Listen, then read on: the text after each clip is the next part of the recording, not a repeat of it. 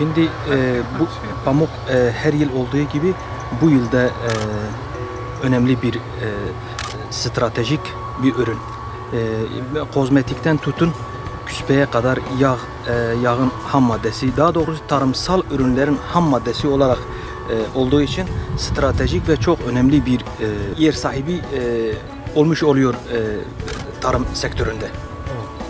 Şimdi pamuğun önemi nereden geliyor? Pamuk, biz dışa bağımlıyız.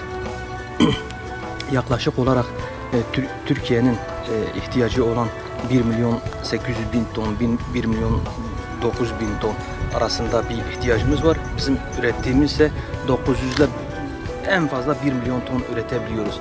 Geriye kalan 750-800.000 ton pamuk dışa bağımlıyız ve ithal ediyoruz. Şimdi bunun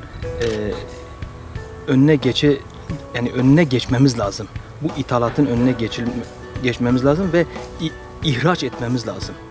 Bu ürünü ithal değil de ihraç etmemiz lazım. Çiftçi ve üreticilerimize devletin sahip çıkması lazım ve devletin imkan ve olanaklarını çiftçi ve üreticilerimize lehine kullanması lazım. Bunlar nedir? Mesela Ziraat Bankası'nda çiftçi ve üreticilerimizin kullandıkları sübvanse kredilerde faizin alınmaması ve üretici birlikleri, Tarış, Ant Birlik, Çuko Birlik, bu tür birlikleri devletin desteklemesi lazım ki pamuk çiftçisi ve pamuk üreticisi pamuk ekme eğilimine geçsin. Şimdi 2016 yılından itibaren tekrar pamuk ekim alanları oldukça genişledi. Yani bunun nedeni ise desteklemenin yükseltilmesi. Destekleme şu anda 80 kuruş. Bunun 1 liraya çıkarılmasını istiyoruz. Mesela Silvan Barajı ve Dicle barajların Kral Kızı, bunların da tamamen bitmesiyle beraber artık inşallah ithal eden değil de ihraç eden bir ülke konumuna gelmiş olacağız. Bunun yolu da çiftçi ve üreticilerimizin desteklenmesi.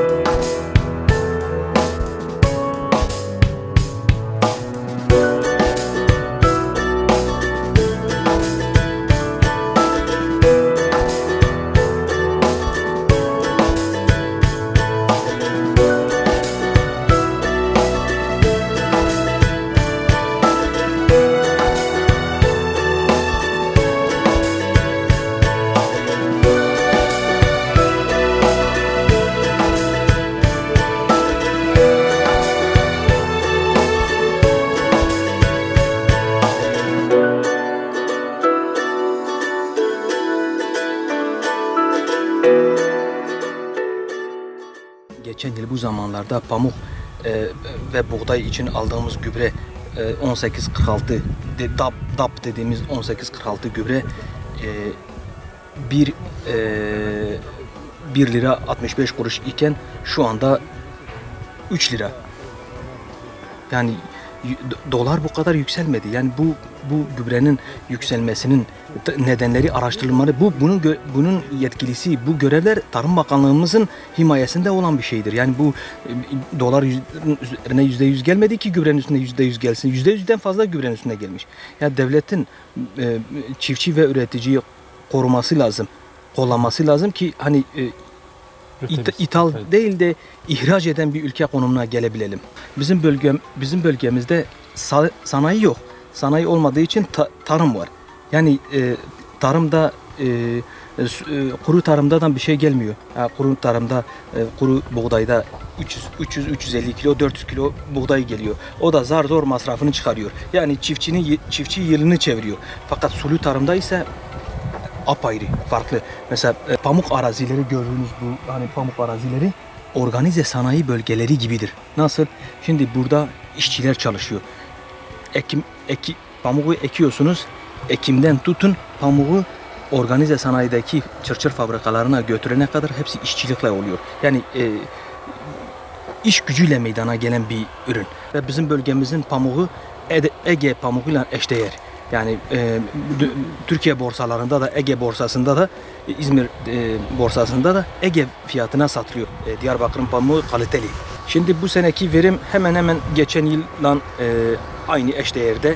Allah'a şükürler olsun. Verimden şikayetçi değiliz. Yalnız bu yıl pamuğa yeşil kurt ve kırmızı örümcek musallat oldu. Biraz ilaç biliyorsunuz, ilaçta da dışa bağımlıyız ve ilaçlar çok pahalı. Çiftçi üreticilerimiz çok fazla bir ilaç kullandılar. Yani hepimiz çok fazla, eğer normal yıllarda en fazla 2 sefer ilaç kullandığımız yerler, bu yıl ise 4 veya 5 sefer ilaç kullandığımız araziler var. Yeşil kurt atıyorduk, gidiyordu. Bir hafta veya 10 gün sonra bir daha geliyordu. Yani onun için sıkıntı yaşadık. Yoksa verim konusunda Allah'a şükürler olsun hiçbir sıkıntı yok. Yalnız işte pamuktaki fiyat dalgalanması yüzünden çiftçimiz hepimiz bundan şikayetçiyiz. Ben Ziraat Oda Başkanı olarak ve ulusal geçen hafta Ankara'da toplantı yaptık. Ulusal Pamuk Konseyi'ndeyim zaten aynı zamanda. Dünya borsalarındaki pamuk fiyatlarının dalgalanmasından dolayı çiftçi sezon başında ilkin 9. ayın son haftasında Çuko Birliği'nin açıkladığı 4.42 randıman bazlı pamuk fiyatı 4.5 kuruşa açıklandı. Şu anda 3.5 kuruştur. Hatta fiyat bile doğru dürüst yok. Yani çiftçi ve üreticilerimiz fiyat konusunda, pamuk fiyatı konusunda sıkıntılıyız, endişeliyiz. Yoksa verim Allah'a şükürler olsun, verim iyi. Verimden şikayetçi değiliz.